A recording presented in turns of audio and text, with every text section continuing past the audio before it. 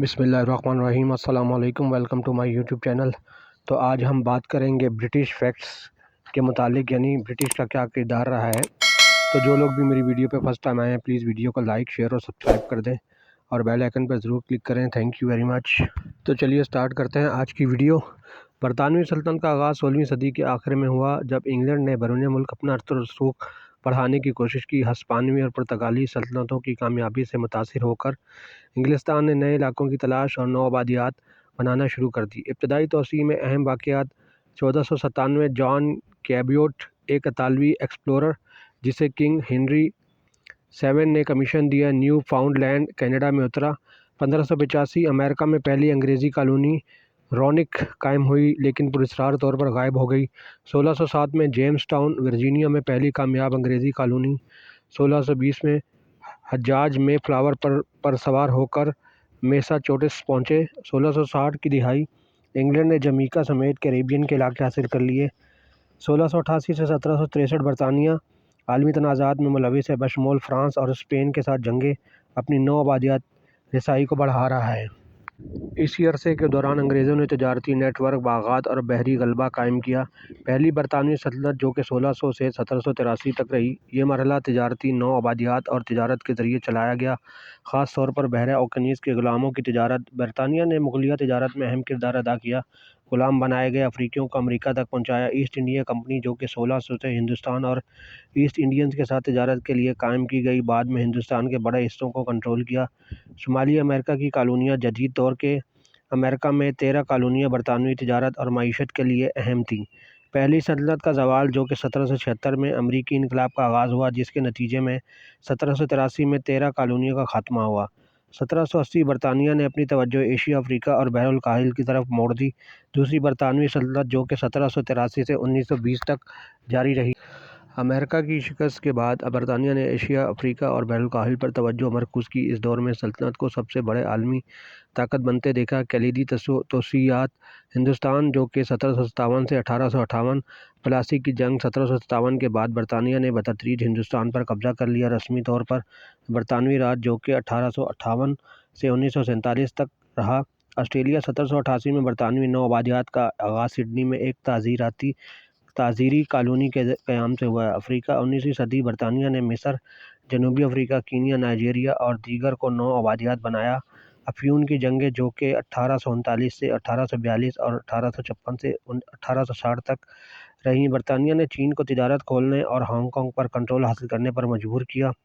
اسکریمبل for افریقہ، جو کہ 1880 سے 19ویں صدی تک برطانیہ کا قبضہ رہا، برطانیہ نے پورے افریقہ میں اپنا اثر و رسوخ بڑھایا۔ اہم جنگیں اور تنازعات: نیپولین کی جنگیں، جو کہ 1799 سے 1815 تک جاری رہیں، برطانیہ نے نیپولین کو شکست دی اور عالمی غلبہ حاصل کیا۔ ہندوستانی بغاوت، جو کہ 1857 میں شروع ہو گئی تھی، برطانوی ایسٹ انڈیا کمپنی کا کنٹرول ختم ہو گیا اور ہندوستان براہ راست برطانوی حکومت کے تحت آ گیا۔ بوائر وارز، جو کہ 1899 سے 1902 تک، برطانوی افواج نے جنوبی افریقہ میں ڈچ آبادکاروں کو شکست دی۔ 1920 کے آس پاس اپنے عروج پر برطانوی سلطنت دنیا کی 25% زمین اور آبادی پر کنٹرول کرتی تھی۔ 20ویں صدی میں سلطنت اور زوال: 1914 سے 1997 تک۔ 20ویں صدی تک سلطنت کو دو عالمی جنگوں، بڑھتی ہوئی قوم پرستی اور معاشی جدوجہد کی وجہ سے اہم چیلنجوں کا سامنا کرنا پڑا۔ زوال کا باعث بننے والے اہم عوامل: پہلی جنگ عظیم، جو کہ 1914 سے 1918 تک لڑی گئی، جنگ نے برطانیہ کو معاشی اور سیاسی طور پر کمزور کر دیا۔ اس کے بعد دوسری جنگ عظیم، جو کہ 1939 سے 1945 تک لڑی گئی۔ ورلڈ وار 2 کے بعد برطانیہ مالی اور عسکری طور پر تھک چکا تھا۔ ڈی کولونائزیشن، جو کہ 1947 سے 1997 تک بڑھتی ہوئی آزادی کی تحریکیں سلطنت کے ٹوٹنے کا باعث بنی۔ ڈی کولونائزیشن کے اہم واقعات: 1947 میں ہندوستان اور پاکستان نے آزادی حاصل کی۔ 1950 سے 1970 کی دہائی گھانا، کینیا اور نائجیریا سمیت کئی افریقی ممالک نے آزادی حاصل کی۔ 1997 میں ہانگ کانگ چین کو واپس کر دیا گیا۔ سلطنت کے علامتی خاتمے کا نشان: برطانوی سلطنت کی میراث: اپنے زوال کے باوجود سلطنت نے سیاست، معاشیات، ثقافت اور زبان پر دیر پا اثرات چھوڑے۔ مثبت شراکتیں: انگریزی زبان عالمی زبان بن گئی۔ قانونی نظام: بہت سے سابق کالونیوں نے برطانوی طرز حکومت کو اپنایا۔ ریلوے اور انفراسٹرکچر: خاص طور پر ہندوستان میں وسیع ریلوے نیٹ ورکس بنائے۔ کامن ویلتھ آف نیشنز: تعاون کو فروغ دینے والی سابق برطانوی کالونیوں کی ایک رضاکارانہ انجمن۔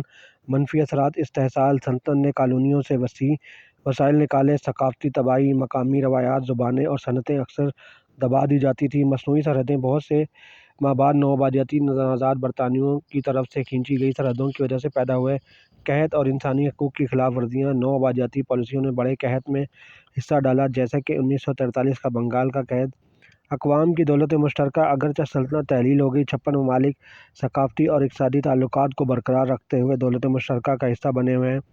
मलका एलिज़ाबेथ दोम 2022 तक दौलत मुश्तरका की सरबराह रहीं। बादशाह चार्ल्स III अब इसके अलामती रहनुमा के तौर पर काम करता है। दौलत मुश्तरका तिजारत, सिफारतकारी और माशर मुश्तरका इक़्तिदार को फ़रोग़ देती हैं। तारीख़ की सबसे बड़ी सल्तनत जो कि 1919 से 1922 में अपने अरूज पर बरतानवी सल्तनत ने दुनिया की तकरीबन 24% ज़मीन पर कंट्रोल हासिल किया और 412 मिलियन लोगों पर हुकूमत की, जो कि आलमी आबादी का तकरीबन 1/4 है। सल्तनत अंटार्कटिका के अलावा हर बर-ए-आज़म में फैली हुई थी और इसे अक्सर एक ऐसी सल्तनत जिस पर सूरज कभी ग़ुरूब नहीं होता के तौर पर बयान किया जाता है। पहली कॉलोनी आयरलैंड में थी, अमरीका में नहीं। बहुत से लोग अमरीका को पहली बरतानवी कॉलोनी के तौर पर सोचते हैं, लेकिन इंग्लैंड को पहली हकीकी नौ-आबादियाती कोशिशें आयरलैंड में थी, जिसका आगाज़ नॉर्मन हमले 1169 से हुआ और 16वीं सदी में हेनरी अष्टम के दौर में शिद्दत इख्तियार कर गई। बरतानवी सल्तनत ने मुल्क बनाए बहुत सी जदीद कौमें बरतानवी नौ-आबादियाती हुक्मरानी की मरहून मिन्नत हैं, बशमूल हिंदुस्तान और पाकिस्तान, जो कि 1947 में आज़ाद हुए, बांग्लादेश 1971 में आज़ाद हुआ, कनाडा 1867 में आज़ाद हुआ, ऑस्ट्रेलिया 1901 में, न्यूजीलैंड 1907 में और जनूबी अफ्रीका 1910 में आज़ाद हुआ। इराक़, उर्दन और इसराइल वर्ल्ड वॉर वन के बाद बरतानवी मैंडेट से तख्लीक किया गया। अफ़ीम की जंगें बरतानिया को मनशियात की तिजारत से फ़ायदा हुआ। 19वीं सदी में बरतानिया ने चीन को अफ़ीम की दरामद को कबूल करने पर मजबूर किया, जिसकी वजह से बड़े पैमाने पर नशे की आदत बढ़ गई। अफ़ीम की पहली जंग, जो कि 1839 से 1842 तक लड़ी गई, और दूसरी अफ़ीम की जंग, जो कि 1856 से 1860 के नतीजे में बरतानिया ने हांगकांग पर कब्ज़ा कर लिया, चीनी बंदरगाहों को बरतानी तजारत के लिए खोल दिया। उन्होंने कहा कि बरतानवी सल्तनत चाय और चीनी पर बनी थी। चाय बरतानिया का कौमी मशरूब बन गया जब बरतानिया ने इसे चीन और बाद में हिंदुस्तान से दरामद करना शुरू किया। कैरेबियन में चीनी के बागात ग़ुलाम अफ्रीकियों पर बहुत ज़्यादा इंहिसार करते थे, जो चीनी